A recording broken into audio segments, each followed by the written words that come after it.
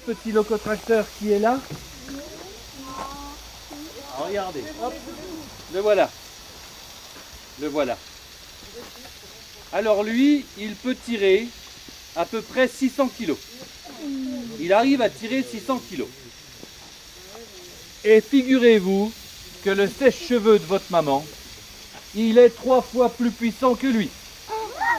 C'est-à-dire que lui, il va consommer 3 fois moins d'énergie qu'un sèche-cheveux et pourtant il va pouvoir tirer 600 kg. J'ai des rails qui sont en fer. J'ai des rails qui sont en fer. J'ai des roues qui sont en fer. Et ce qu'il y a de super, c'est que quand on met du fer sur du fer, eh ben ça ne frotte presque pas. Donc comme ça ne frotte pas, le train arrive à se déplacer et à tirer avec très peu d'énergie. Pour vous donner un exemple, quand un camion a la même puissance qu'un locotracteur ou qu'une locomotive, quand ils ont exactement la même puissance, la locomotive, elle peut tirer 10 fois plus lourd que le camion. 10 fois plus. Voilà pourquoi le chemin de fer, c'est un mode de transport qui est très écologique, parce qu'il demande presque pas d'énergie pour pouvoir déplacer des choses. Toujours pas.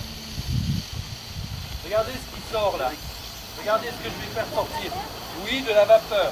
On va la montrer, la vapeur. Vous la voyez, la vapeur? Alors, pour te donner un exemple, la vapeur, plus il y a de pression, plus la vapeur est chaude. Quand la vapeur, on n'a pas de pression du tout, elle est à 100 degrés. Et après, plus on monte en pression, plus la vapeur devient chaude. Alors la pression, c'est en fait quelle est la force de la vapeur pour appuyer sur quelque chose.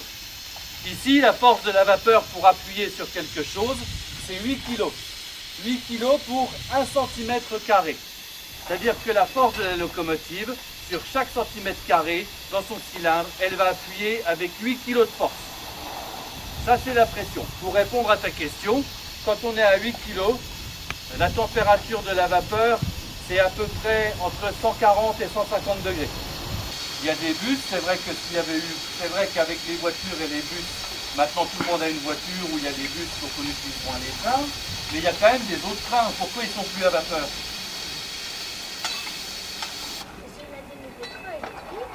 Il y a des nouveaux trains, mais pourquoi on n'utilise plus les locomotives à vapeur? Est-ce qu'à ton avis, c'est parce qu'elles ne vont pas assez vite? Alors à ton avis, à combien ça peut rouler une locomotive à vapeur? Quelle vitesse ça peut avoir?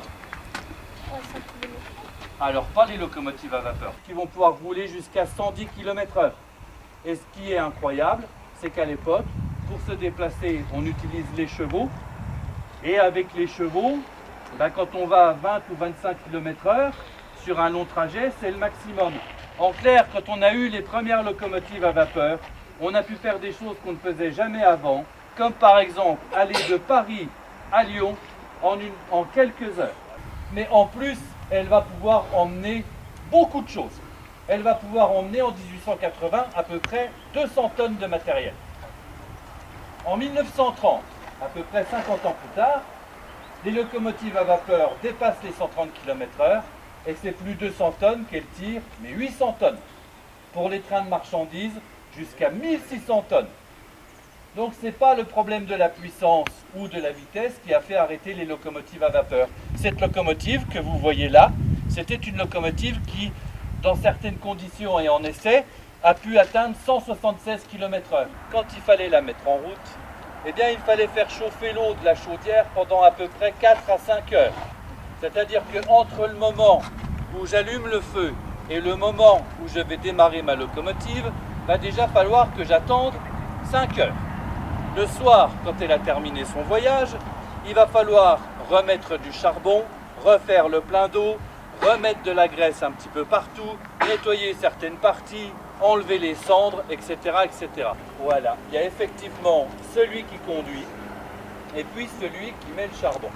Donc celui qui conduit, on l'appelle le mécanicien. Et celui qui fait le feu, on l'appelle le chauffeur. Quand vous entendez parler encore maintenant de chauffeur de bus ou de chauffeur de ceci ou de cela, le chauffeur, c'est celui qui fait le feu, c'est celui qui chauffe l'eau. Est-ce qu'il y a des petits trous devant? Non. Il n'y en a pas. Est-ce qu'il y a des grandes roues au milieu? Oui. Combien? 3. Est-ce qu'il y a des petits trous derrière? Donc ça fait 0,30, donc c'est une 0,30.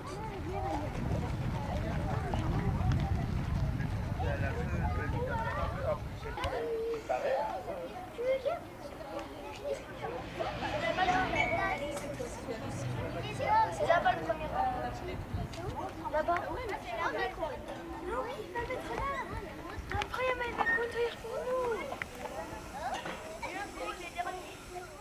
Je serai très strict là-dessus parce que vous pouvez vraiment vous blesser. Donc si je vois un enfant qui ne respecte pas les consignes que je vais donner, il fera plus de train. Parce que je n'ai pas envie qu'un enfant reparte d'ici avec une cheville ou un pied coupé. Ça serait dommage. Ce train-là, quand vous allez être tous dessus, il va peser plus que 2 tonnes. 2 tonnes, vous vous doutez bien que c'est plus lourd qu'une voiture. Ça ne s'arrête pas comme ça. Donc si vous avez un pied qui traîne au mauvais endroit, le train ne s'arrêtera pas. Et ce qui est très important, je garde mes pieds sur les marchepieds. Surtout pas de pied ici. Parce que si là ma cheville se bloque, elle est cassée. On se tient droit sur le train sans gigoter. Je peux faire des signes avec les mains, oui, si je fais des signes avec les mains, si je fais coucou, si je fais tout ça, il ne se passe rien, le wagon ne bouge pas. Mais si je me penche, le wagon il va bouger. Parce que déjà les panneaux ils peuvent vous couper, mais si jamais vous avez la main qui se coince ou quoi que ce soit, le train lui s'arrêtera pas et le panneau cassera pas. Par wagon vous pouvez monter à 4. Ça va casser sinon. Après, il n'y a pas une place. Attrape par les mains. Bon, tous les pieds sont à leur place. Ici Fraisse-sur-Moselle, le train spécial pour la classe CE2 CM1 de la classe de Fraisse-sur-Moselle va partir. Attention aux abords du quai.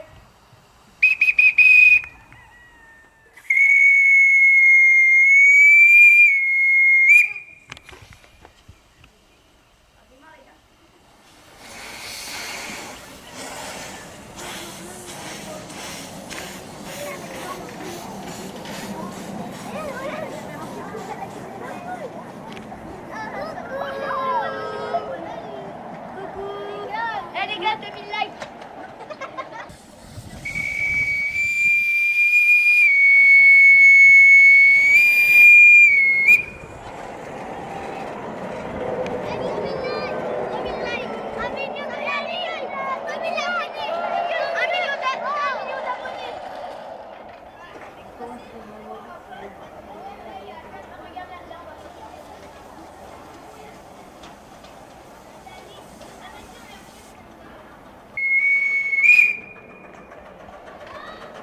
Attention aux gares de Fraisse-sur-Moselle, le train numéro 6 passe sans s'arrêter en gare.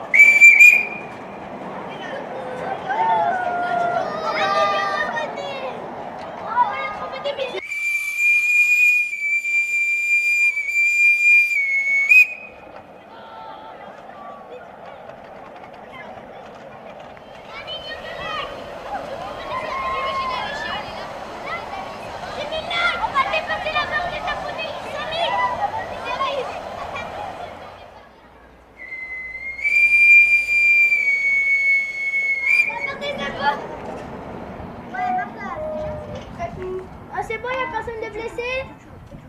Voilà, comment s'appelle l'appareil qui permet d'aller soit sur une voie, soit sur l'autre? Est-ce que quelqu'un sait? C'est pas une déviation. Alors pourquoi ça s'appelle un aiguillage? Parce que pour envoyer le train d'un côté ou d'un autre, on utilise des petites pointes en métal qui deviennent de plus en plus fines, qu'on appelle des aiguilles. Ce petit levier avec le rond blanc, il y en a un aussi là, en fait il m'indique de quel côté je vais faire aller mon train.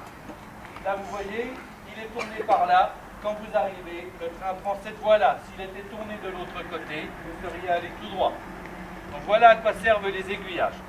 Les aiguillages servent à diriger le train, soit sur une voie, soit sur une autre. Alors pourquoi est-ce qu'on vous fait attendre un petit peu? Eh bien parce que la locomotive vient de faire un effort. Elle vient de tirer à peu près 3 tonnes pendant 600 mètres. Elle a utilisé de l'eau transformée en vapeur. Voilà tout simplement le pourquoi on s'arrête un petit peu. Comme vous avez vu sur le parcours, il y a différents panneaux. sais pas si vous avez vu, il y a des S, des Z, des R, il y a même un D qui traîne. Et puis en dessous des Z, eh ben, il y a des chiffres. Alors pourquoi ils sont là ces panneaux? Dis-moi. Il y a certains panneaux qui servent à ça. Dis-moi. Il y a la vitesse du train, oui, quoi d'autre?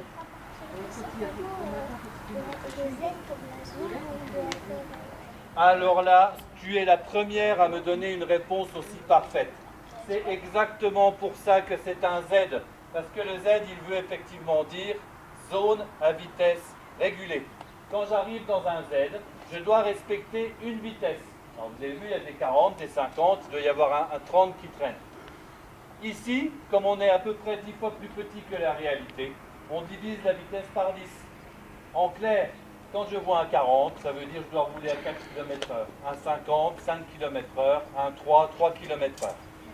Ces panneaux sont là pour la sécurité et pour aider le mécanicien à ne pas avoir d'accident et à ne pas mettre ses passagers en danger. Il y en a un à chaque fois qu'il y a un passage à niveau des voitures comme passé. Le train cible derrière une voiture, attention j'arrive. Et il y en a un à la sortie du tunnel pour dire attention, un train va sortir. Quand vous êtes arrivé, vous étiez au dépôt, la locomotive était là, c'est là qu'on les prépare, qu'on les nettoie, qu'on fait tout ce qu'on a besoin sur elle.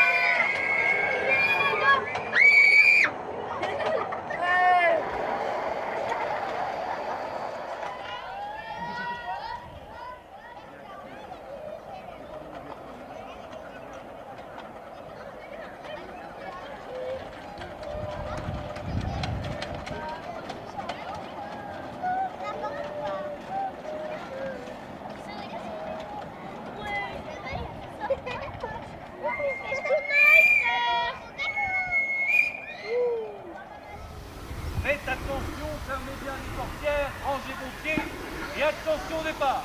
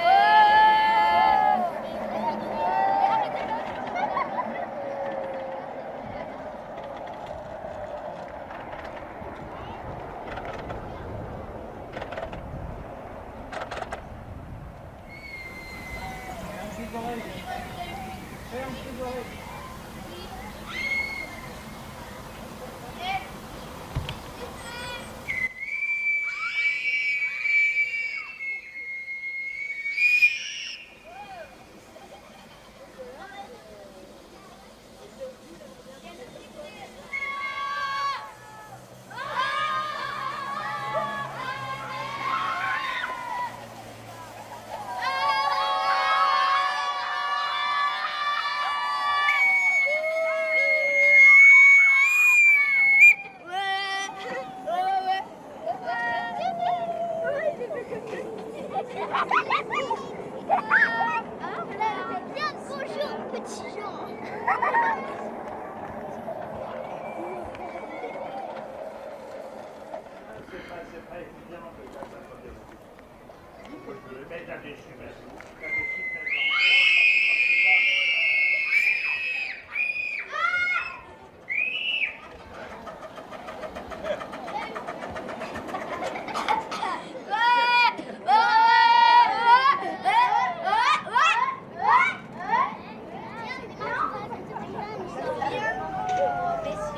On attend l'arrêt complet du train avant de descendre.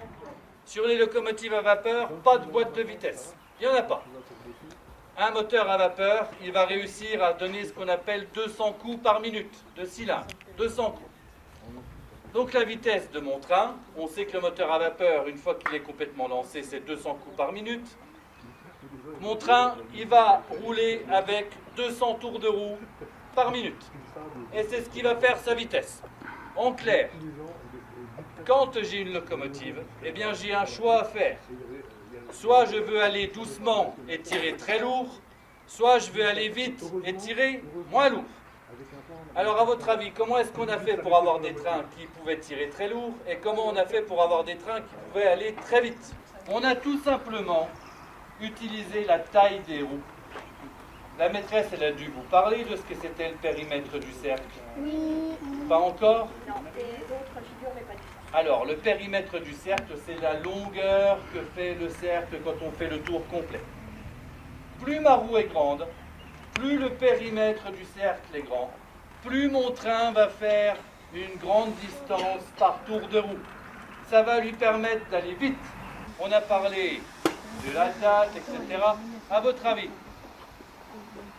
le record du monde de vitesse pour une locomotive à vapeur, c'est combien? 202 km/h. C'était pas loin. 202 km/h. Voilà quelle a été la vitesse la plus rapide pour une locomotive à vapeur. C'était une locomotive anglaise. Attends, je vois pas. Moi non plus, je vois pas. On est là. C'est bon? Arrête de oui. Mathieu.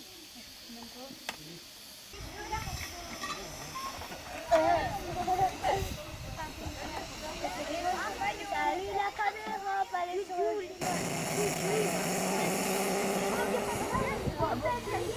Ah oui, mais il y a de la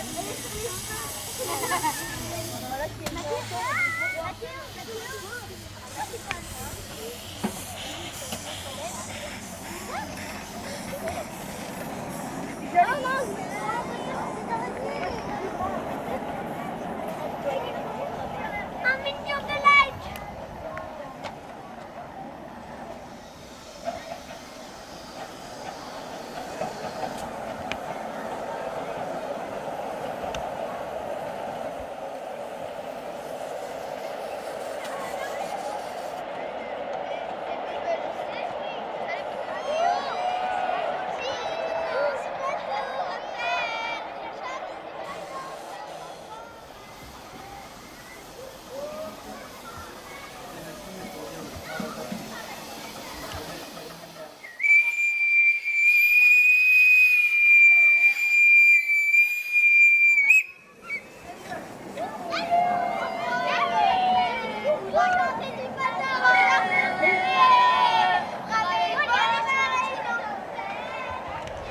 Nous sommes de l'école de Fraisse-sur-Moselle et nous sommes venus visiter le petit train.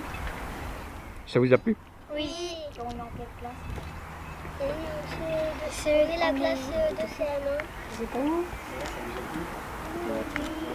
Est-ce que la visite du petit train t'a plu? Oui. Qu'est-ce que tu as vu alors? Les trains, les panneaux, Les trains, les panneaux. C'était un train comment? Un train électrique? Un train diesel? un train à vapeur. Un train à vapeur. Tu reviendras? Oui. Oui? Vous avez passé une bonne après-midi? Oui. Tous les quatre? Ouais. Et ben en tout cas, nous on a été très très contents de voir les enfants de l'école de Fraisse-sur-Moselle survenir. Et on vous dit merci parce que vous vous êtes très très bien comportés et qu'on est vraiment fiers d'avoir des enfants qui peuvent être aussi sages que ça à Fraisse-sur-Moselle. Merci à vous. Bonjour à tous, bonjour Christian. Une fois de plus, je te remercie de venir faire la couverture de nos événements associatifs autour du petit train. C'est vrai qu'on a eu une actualité chargée ces derniers temps avec le 8 juin un concert au mini-train où d'ailleurs aussi tu as fait la vidéo. Là, ça fait 2 jours qu'on accueille les écoles de Fraisse. On a déjà accueilli 4 classes, on va encore en accueillir une. Donc tous les enfants des écoles de Fraisse auront pu visiter les petits trains gratuitement. On vient de terminer une journée, alors vous excuserez ma tenue, mais il fait chaud, la locomotive à vapeur donne chaud aussi. Quelques nouvelles. Donc le site a encore évolué avec maintenant toute la structure de la gare qui est montée, la toiture qui est terminée, quelques fleurs installées pour encore embellir le site. Ça nous permet maintenant aussi de pouvoir vous accueillir même quand les conditions météo sont changeantes, puisque tout simplement on peut se mettre à l'abri. Une nouvelle fois, je remercie tous nos bénévoles qui ont encore fourni un travail incroyable pour pouvoir mener à bien ces travaux. Le site devient franchement sympa, les beaux jours arrivent, les tables sont à l'ombre, on peut pique-niquer, on peut s'installer, on peut passer à la buvette pour boire un coup et se rafraîchir. Donc voilà pour les dernières grandes nouvelles. Donc ce qui nous a occupé, c'est donc la construction de la gare, qui est maintenant en bonne voie, avec quelques travaux de finition à faire. Mais maintenant, on peut officiellement dire que tous les travaux de gros œuvres sur le site sont terminés. Voilà, donc on remercie encore la commune de Fraisse qui nous a gentiment offert les panneaux de l'ancienne gare, qui sont magnifiques. Et c'est pour nous aussi exposer un petit bout de patrimoine de la commune. On remercie également tous nos partenaires, les entreprises COP qui nous font la découpe laser de pièces, l'entreprise MBS qui nous met à disposition ces machines de pliage quand on a de la poids à poser. Je remercie également JCL Logistique, les établissements Pédusie. Un merci également à la société Poirot de Fraisse-sur-Moselle qui nous a fait un super boulot en nous proposant une gare tout en bois qui est magnifique. Merci bien sûr à tous mes bénévoles qui ont encore travaillé comme des fous furieux pour que tout soit prêt. Et que vous dire, aujourd'hui tout simplement j'ai eu la satisfaction de voir 50 enfants, puisqu'aujourd'hui on a passé 2 classes, on va passer toutes les classes de Fraisse-sur-Moselle, 50 enfants avec le sourire jusqu'aux oreilles, 50 enfants attentifs, sages, qui ont respecté les consignes parce qu'ils sont pris par la magie du train, parce qu'ils sont pris par l'envie de faire du train, qui s'intéressent aux choses. Et nous, c'est ce qui nous motive à avoir fait ce travail-là, c'est pouvoir partager avec les petits, avec les plus grands, un bout d'histoire, un bout de chemin de fer, un moment ensemble, et puis plus simplement partager un bon moment. Donc merci à tous, on est ouvert les dimanches de 14h à 18h, on vous accueillera avec sourire et avec le plaisir. Que vous dire de plus? À très vite.